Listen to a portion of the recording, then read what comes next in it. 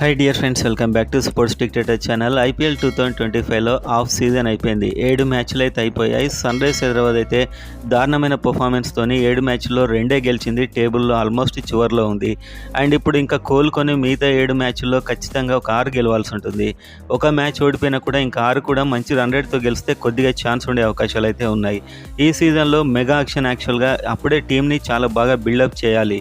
మిగతా టీమ్స్ అన్నీ కూడా ఒక 2-3 డెడ్లీ బౌలర్స్ని కొన్నాయి. చాలా స్ట్రాంగ్గా కనిపిస్తున్నారు. బెంచ్ స్ట్రెంత్ కూడా ఎస్ఆర్హెచ్ చూస్తే బెంచ్ స్ట్రెంత్ లేదు. అండ్ కొన్న ప్లేయర్స్లో కాస్త అవుట్డేటెడ్ ప్లేయర్స్ని కొన్నారని స్పష్టంగా కనిపిస్తుంది. అదేంటో డీటెయిల్గా చూద్దాం. అండ్ ఈ సీజన్లో నెక్స్ట్ మ్యాచ్ల్లో చేంజెస్ ఇషాన్ కిషన్ అయినా మొహమ్మద్ షమీన్ అయినా పక్కన పెట్టి కనీసం కొత్త వాళ్ళకైనా ఛాన్స్ ఇవ్వాలని నమ్మే వాళ్ళంతా వీడియోని లైక్ చేయండి అండ్ కామెంట్ చేయండి. ఎవరిని తీసుకుంటే బాగుంటుంది అనేది. అంటే మనం చేయగానే వాళ్ళు చేసేస్తారని కాదు, మనకు డిస్కషన్. అండ్ అదేవిధంగా సబ్స్క్రైబ్ చేసుకోండి ఐపీఎల్ అండ్ ఎస్ఆర్హెచ్ ఫ్యాన్స్ అంతా కూడా. సో వీడియోలోకి వెళ్ళినట్లయితే ఈ సీజన్లో కొందరికి కోట్లు పెట్టుకున్నారు. అండ్ ఒక్కొక్కరిని హయ్యెస్ట్ ధర నుంచి లోయెస్ట్ ధర వరకు ఎవరు ఫెయిల్ అయ్యారు ఏంటి అనేది ఖచ్చితంగా రిలీజ్ కాబోయేది ఎవరు అవుతారు. ఇలాంటి పర్ఫార్మెన్స్ ఉంటే ఖచ్చితంగా రిలీజ్ అయితే అవుతారు. ఎవరు అనేది చూద్దాం. అండ్ మెగా యాక్షన్ కాదు, నెక్స్ట్ వచ్చేది మళ్ళీ మినీ యాక్షన్ కాబట్టి మళ్ళీ కొత్త ప్లేయర్స్ మంచి వాళ్ళు దొరకడం కూడా కష్టమే. సో ఒక బిగ్ ట్రబుల్లో ఉంది ఎస్ఆర్హెచ్ అని చెప్పొచ్చు. నెంబర్ 1 అయితే హెన్రిచ్ క్లాసెన్ 23 కోట్లు ఎస్ఆర్హెచ్లో ఈసారి హైయెస్ట్ ధర అవుతాడు అని చెప్పొచ్చు. అండ్ ఇతడు 210 రన్స్ కొట్టాడు 7 మ్యాచ్ల్లో 35 యావరేజ్తోని 160 స్ట్రైక్ రేట్తోని. సో డబ్బు పెట్టినంత కాకుండా కూడా పర్లే అనిపించాడు. ఉన్న బ్యాట్స్మెన్లో నిలకడగా ఆడుతుంది హెన్రిచ్ క్లాసెనే. సో ఇతన్ని రిటైన్ చేసుకునే అవకాశాలు కూడా ఉన్నాయి. చాలా డబ్బు పెట్టినా కూడా ఇతడు కాస్త న్యాయం చేశాడు మిగతా వాళ్ళతో పోలిస్తే. Number 2 Pat Cummins.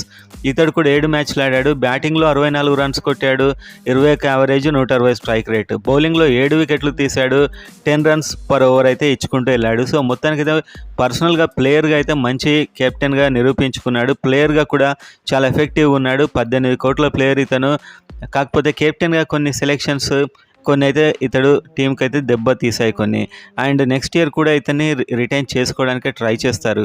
ఇప్పుడే రిటెన్షన్స్ గురించి, ఎందుకంటే ఆఫ్ సీజన్ అయిపోయింది. ఎస్ఆర్హెచ్ ఎలా ఆడుతున్నారు ప్రతి ప్లేయర్ అనేది తెలిసిపోయింది. ఇక ఇంతకంటే ఎక్కువ మారదు నెక్స్ట్ ఆఫ్ సీజన్లో కూడా. అండ్ ఇంకో ప్లేయర్ అభిషేక్ శర్మ ఒకటే మ్యాచ్లో 140 కొట్టేశాడు. అభిషేక్ శర్మ 140 పైన కొట్టాడు. 14 కోట్ల ప్లేయర్ ఇతను. 7 మ్యాచ్లో 232 కొట్టాడు. And 33 average, 189 strike rate. So ఓపెనర్ల మీద చాలా టూ మచ్గా డిపెండ్ అవుతుంది ఎస్ఆర్హెచ్. వీళ్ళిద్దరు ఆడితేనే గెలుస్తుంది, లేకుంటే లేదు. ఇంకా మిగతా బ్యాట్స్మెన్ అందరూ ఉండేందుకో కూడా అర్థం కాదు. ఓపెనర్లు ఆడినప్పుడు మాత్రమే మ్యాచ్ గెలుస్తుంది, ఎందుకంటే వాళ్ళే ఒక 250 స్కోర్ కొడితేనే గెలిచే బౌలింగ్ ఉంది మన దగ్గర. అంత పవర్ఫుల్ బౌలింగ్ అయితే ఈసారి ప్లాన్గా తీసుకున్నారు. మీరు ఢిల్లీ క్యాపిటల్స్ చూస్తే మిచెల్ స్టార్క్, కుల్దీప్ యాదవ్, అక్షర్ పటేల్ ఒకరిని మించి ఒకరు. ఈవెన్ నటరాజన్ కూడా వాళ్ళు బెంచ్ మీద పెడుతున్నారు. 11 కోట్లు పెట్టుకున్న నటరాజన్ని. అండ్ విప్రాజ్ నిగమ్, ఇట్లా చాలామంది ప్లేయర్స్ని అయితే కొనుక్కుంటూ వెళ్ళారు వాళ్ళు. అండ్ నెక్స్ట్ ట్రావిస్ హెడ్ కూడా 14 కోట్ల ప్లేయరే. 242 రన్స్ కొట్టాడు, 35 యావరేజ్, 168 స్ట్రైక్ రేట్. సో ఇతడు తన వంతు ప్రయత్నం చేశాడు, కానీ అంతలా ఈ సీజన్లో అయితే ఆకట్టుకోలేదు. ఎస్ఆర్హెచ్ తరఫున హైయెస్ట్ స్కోర్ ట్రావిస్ హెడ్దే. అండ్ నెక్స్ట్ ఇషాన్ కిషన్ ఈ సీజన్లో డిజాస్టర్ అని చెప్పొచ్చు. 11 కోట్ల 25 లక్షలు ఒకటే మ్యాచ్లో 106 కొట్టాడు. అండ్ ఆ మిగతా 6 మ్యాచ్లో ఇంకా కొట్టిన రన్స్ అని తెలుసా మీకు? 32 రన్స్. 6 మ్యాచ్లో 32, 5 యావరేజ్తో కొట్టాడు. అండ్ ఆ ఒక్క స్టార్టింగ్ మ్యాచ్ మాత్రమే కొట్టాడు. హ్యారీ బ్రూక్ అప్పట్లో ఓసారి ఎలా కొట్టాడో అలా ఒకటే మ్యాచ్లో కొట్టాడు. అండ్ తర్వాత ఏ మ్యాచ్లో కూడా రిథంలో రెస్పాన్సిబిలిటీ తీసుకుని ఆడినట్టయితే కనిపించట్లేదు ఇషాన్ కిషన్. సో ఎస్ఆర్హెచ్కి అయితే సూట్ అయ్యే పర్సన్లా లేడు. అండ్ ఆల్రెడీ 2 లెఫ్ట్ హ్యాండర్స్ ఉండగా ఇంకో లెఫ్ట్ హ్యాండర్కి వెళ్ళడం ఏంటో అర్థం కాలేదు. విల్ జాక్స్ లాంటి ఒక యావరేజ్ పార్ట్ టైం బౌలర్ కూడా లెజెండ్లో బౌలింగ్ చేశాడు వీళ్ళ మీద. అండ్ అతన్ని కూడా ఒక ఆఫ్ పిచ్ వరకు రుకొచ్చి కొట్టే ఒక ప్రయత్నం చేశాడు ఇషాన్ కిషన్. సో ఇతని యొక్క అప్రోచ్ ఏది బాగాలేదు, అందుకే ముంబై ఇండియన్స్ విడిచిపెట్టింది, ఇండియన్ టీం విడిచిపెట్టింది. సో ఇషాన్ కిషన్ అయితే డౌన్ఫాల్ స్టార్ట్ అయింది. ఇంకా 7 మ్యాచ్ల్లో ఇతనికి అవకాశాలు ఇస్తారా? 6 మ్యాచ్లు ఫెయిల్ అయ్యాక కూడా అవకాశం ఇస్తారా?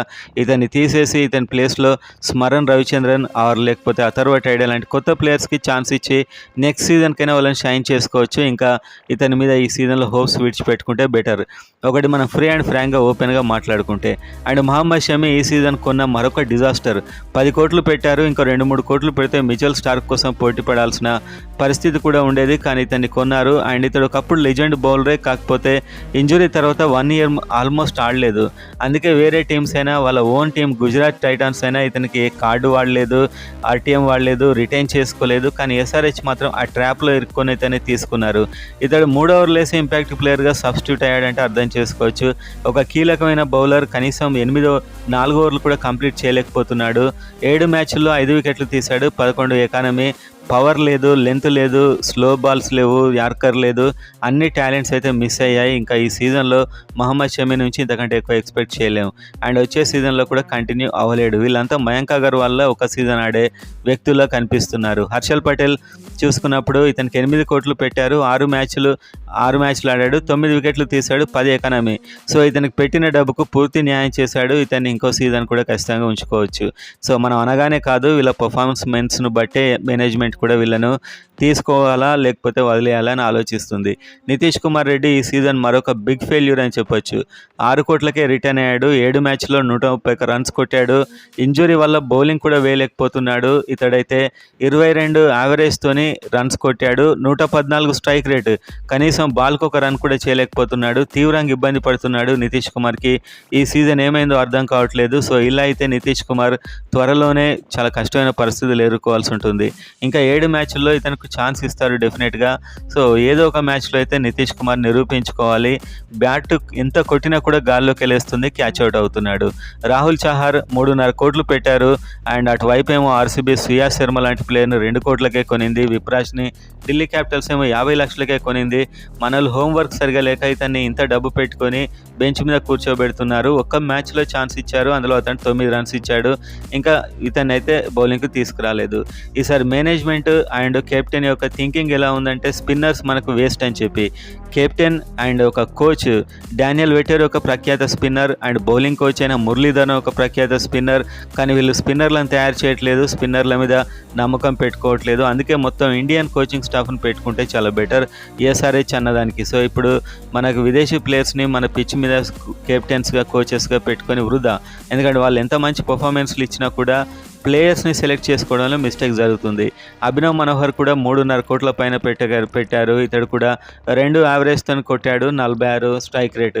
ఇతను ఒక డిజాస్టర్ అని చెప్పుకోవచ్చు. ఇంకా ఆడన్ జంప గురించి చెప్పుకోకపోవడమే బెటర్. అతడు కొన్ని మ్యాచ్లు ఆడాడు, వెళ్ళిపోయాడు. సిమర్జీత్ సింగ్ ఇంకొక బిగ్ ఫెయిల్యూర్, 1.5 కోటి పెట్టారు. సో ఇదే 1.5 కోటికు ఇంకొక విదేశీ ప్లేయర్, చాలా మంచి ప్లేయర్ వచ్చేవాడు, లేకపోతే స్వదేశీ బౌలర్ వచ్చేవాడు. కానీ ఇతన్ని ఏం అబ్జర్వ్ చేసుకున్నారో తెలీదు. 4 మ్యాచ్ల్లో 2 వికెట్లు తీశాడు, 14 ఎకానమీతో రన్స్ ఇచ్చాడు. సో ఇతడు ఒక డిజాస్టర్ అని చెప్పొచ్చు. కొన్ని మ్యాచ్లు ఇతడి వల్లే ఓడిపోయింది. ఇషాన్ మలింగన్ కొన్నారు 1,20,00,000కు, 2 మ్యాచ్ల్లో 4 వికెట్లు తీశాడు, 10 ఎకానమీ. కనీసం చివరి ఓవర్లో మంచి బౌలింగ్ వేస్తున్నాడు. సో ఇతన్ని షైన్ చేసుకుని లాంగ్ లైఫ్లో ఇతన్ని వాడుకుంటే చాలా బెటర్. ఇషాన్ మలింగ్ అయితే సాటిస్ఫైడ్ అనిపించాడు నా మటుకైతే. అండ్ జయదేవ్ ఉనాడ్కట్ని ఒకటే మ్యాచ్ ఆడిచ్చారు, 2 ఓవర్లో ఇచ్చారు, 16 రన్స్. అండ్ ఇతను 1 కోటికి ఇతన్ని కొన్నారు. అండ్ అన్సోల్డ్ అయ్యేవాడు ఒకవేళ ఎస్ఆర్హెచ్ కొనుక్కుంటే. కానీ ఎకానమీ తక్కువనే ఇస్తున్నా కూడా ఇతన్ని ఎందుకో మళ్ళీ ఆడించట్లేదు. ఇతని మీద ఏమాత్రం కూడా ఈ సర్వీలు హోప్స్ అయితే చూపించట్లేదు. సో ఓవరాల్గా చూసుకుంటే ఇతను బౌలింగ్కి అయితే పెద్ద ఛాన్స్ ఇవ్వలేదు. ఇంకా కమిందు మెండిస్ అండ్ జిషాన్ అన్సారీ పర్లేదు, వాళ్ళ రేంజ్లో వాళ్ళు బాగానే రానిచ్చారు. కానీ జిషాన్ అన్సారీ ఇంకా కూడా ఒక పర్ఫెక్ట్ స్పిన్నర్లా లేడు. కాకపోతే ఇంతకుముందు మ్యాచ్లో బాగానే బౌలింగ్ వేశాడు. ఇతనికి ఇచ్చిన డబ్బు 30 లక్షలకు 40 లక్షలకు ఇతడు దాదాపు ఒక 3 crores ఆట అయితే చూపించాడు. డెఫినెట్గా ఇతన్ని ఉంచుకోవాలి అసలు టీం. అండ్ అనికేత్ వర్మ ఇంకొక గుడ్ ప్లేయర్. ఇతని 30 లక్షలు మాత్రమే కొన్నారు, 159 రన్స్ కొట్టాడు, 32 యావరేజ్, 187 స్ట్రైక్ రేటు, చివర్లో ఉతుకుతున్నాడు. అండ్ అనికేత్ వర్మ డెఫినెట్గా ఎస్ఆర్హెచ్ అయితే ఒక మంచి ఇండియన్ బ్యాటర్గా ఇతన్ని తయారు చేసుకుంటే చాలా బెటర్. ఇంకా అథర్వ టైడే, సచిన్ బేబీ అండ్ స్మరణ్ రవిచంద్రన్ వీళ్ళకి ఛాన్స్ అయితే రాలేదు ఇప్పటి వరకు. సో నెక్స్ట్ మ్యాచ్ల్లో ఇషాన్ కిషన్ పక్కన పెడితేనే బెస్ట్. అతడు ఎలాంటి రిధంలో కనిపించట్లేదు. ఒక్క స్టార్టింగ్ మ్యాచ్లో కొట్టాడు, అది కూడా కొట్టకుంటే పరిస్థితి చాలా దారుణంగా ఉండేది. అండ్ మహమ్మద్ షమీని కూడా పక్కన పెట్టేసి జయదేవ్ ఉనాడ్కట్తో ఆడిస్తే బెటర్. ఎందుకంటే 7 మ్యాచ్ల్లో వాళ్ళు ఏం చేయలేకపోయారు. వచ్చే మ్యాచ్ ముంబై ఇండియన్స్తో హైదరాబాద్లో, అది మంచి బ్యాటింగ్ వికెట్, వీళ్ళ వల్ల ఇంకా కానే కాదు.